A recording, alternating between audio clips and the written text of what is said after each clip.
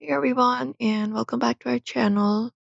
If you want to lock your WhatsApp with your Face ID or fingerprint, let's say your biometrics, in today's video we are going to guide you through the process. So without any delay, let's just dive right in and get started. Start by opening up the WhatsApp application first on your device, and once you open up your WhatsApp, you may just head over to your WhatsApp settings. For that, from your chats tab, look out for the three dot in the top right corner and tap on it. And once you tap on it, you can go ahead and look out for the settings and open it up. After you open up your settings of your WhatsApp, what you need to do is you need to go over to the privacy tab and open it up and do so. And once you open up the privacy tab, here you should be finding different options available. So scroll through the given options, and from here you can just go over and look out for the option called App Lock. You can go ahead and find it right below the contacts option. You can find it up and tap on it.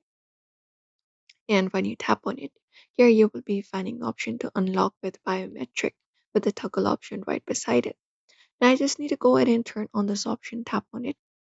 In order to turn it on, you can just go over and confirm your biometric, your fingerprint or face. You can just go over and do so.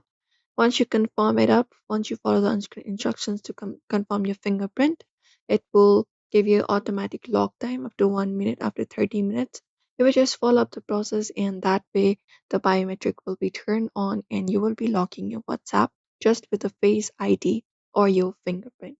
And that's it.